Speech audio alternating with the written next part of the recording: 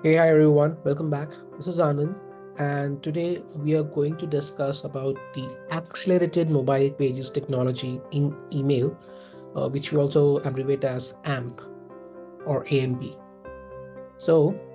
Network Cloud has its own mechanism for creating AMP mailers and executing that either through broadcast mode or even in journey automations.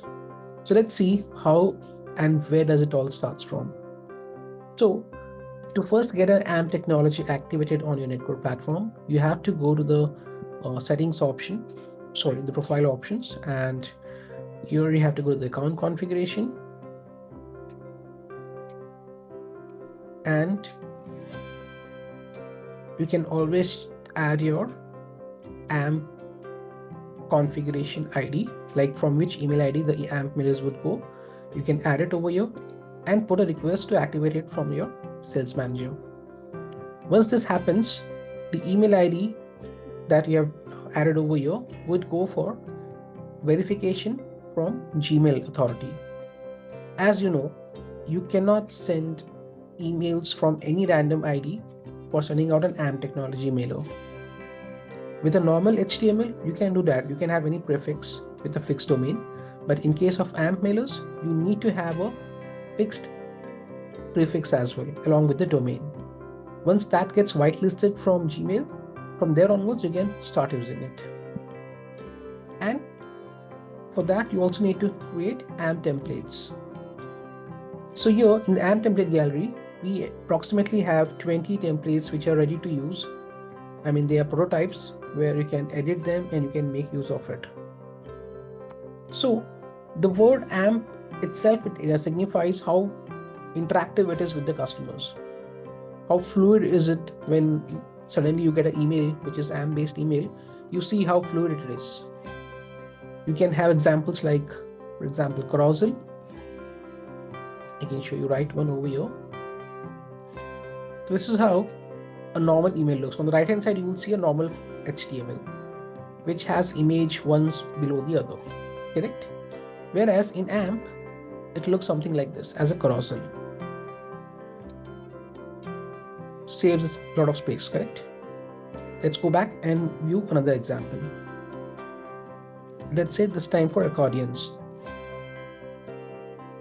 So accordion is something wherein if you have a description about some option, a multiple option depending on the customer criteria, so either you can show it in this way or the best way to show it as a tab.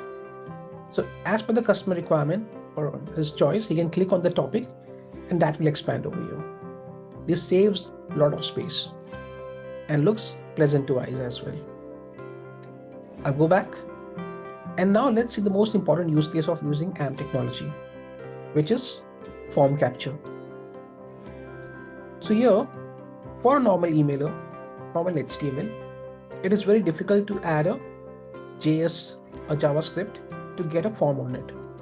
It has its own implications wherein your emails might land into spam, your service provider might not allow it, like Netcode does it.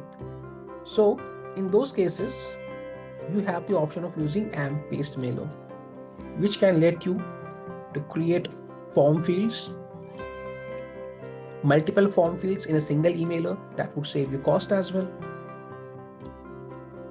You can also have survey options, like for example,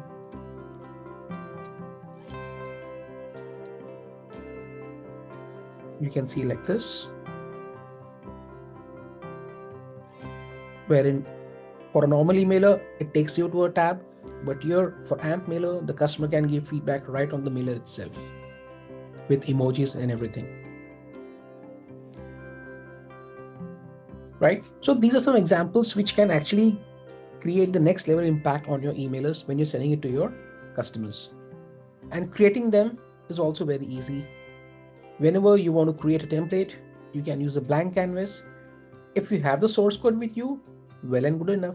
You can use a code editor option. You can paste out the content and that's it.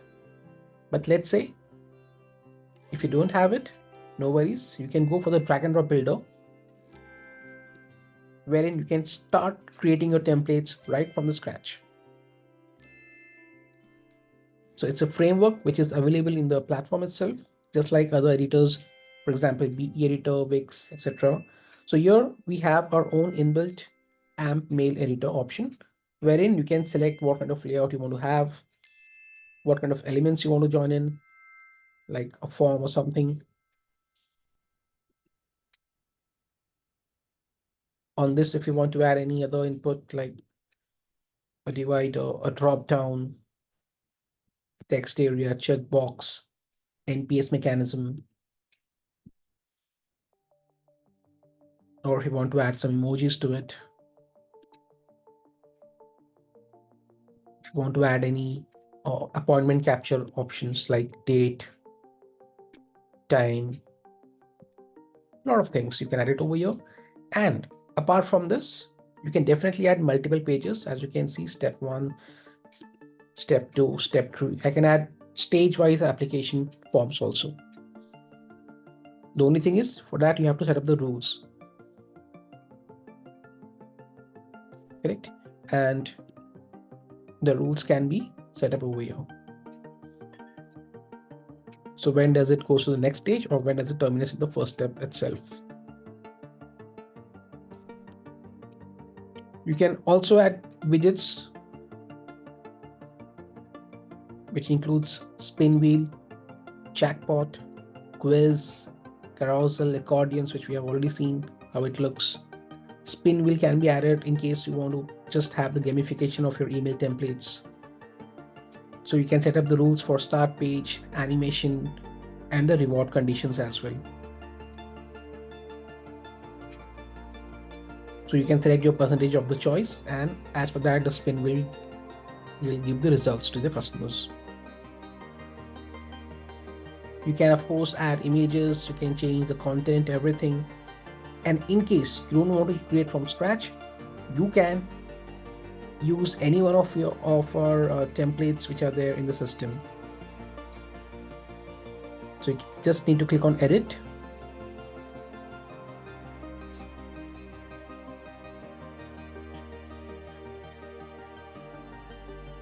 And here you have a ready-made template. Now you can change the images. You can change the text.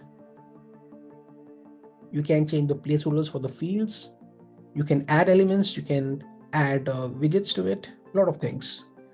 And the data which gets captured, now this is the most important thing. The data which is getting captured on the system, on the mailer itself, you can either webhook it to your API source where you set up your data, or we can put it to a Google Sheet, or if you have a Zapier based application, you can configure over there, or you can directly get the data directly into your customer contact master in the Netcode platform itself. But the best option I would always say is to add it to the Netcode database, or if it is required, you can add it to your Zapier application or webhook. Google Sheets is, I think, is also doable, so you can use it. However, that will not be the ultimate option I would suggest. But yeah, for easiness, definitely it's the best option. And you can always expect a fallback to be created when you add these templates. So a fallback template would be added along with the button. This button should have a CTA of the link which takes the customer to the form. That form should be active somewhere on the web world. Now here we can have the option to download these both of templates, AMP as well as AMP fallback. So you can export this from here, right? A lot of other options are there, which you will see when you actually creating the templates. The options, you can play a lot around it. We can have a separate video for the creative purpose. But at this point of time, to give you an idea of what AMP holds for you, I think this much is more than enough. Now let's see the way of executing it. So once I close this off or I save it off, I can simply go to the Create Power button, Engage, Email, and select AMP, not the regular one, but you have to select AMP template. Most of the steps remain same when you compare it with the normal emailer. I'm still using it. I'm just using tags also. You can add your GA tracking code, conversion goal, just the way you did for your normal emailers. So you can add the UTM source code parameters. You can set up your conversion goals, like is it a business segment or something, along with conversion window. Like if the conversion happens within 3 days, that would be attributed as a conversion, else not. Then you go to the next step. You select the audience. So you select the database, and you can also use filtrations like suppression filter for a list or a segment, or a domain filter like any particular domain, Gmail, Yahoo. Just for your information, AMP mailers currently are limited only to Gmail and Yahoo users. For other users, it would be a fallback template that would be sent to them. Correct? So here, whatever audiences are eligible for AMP mailer, they would get AMP. Rest of the ones would get a fallback template. Now I go to the next step. I put the sender name.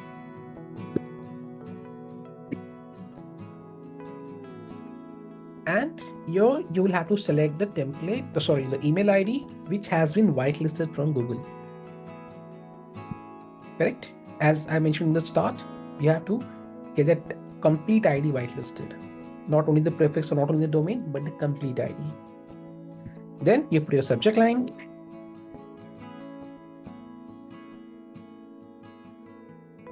And pre-header if you want.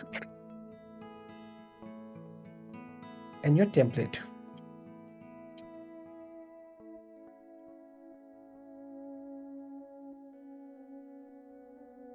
Right? And then rest all remains same. You can go to next step, and from there you can schedule the campaign and send it out to the audiences. And you will save and preview and publish it out. That's how simple it is to send out an AMP template. Thanks for watching the video.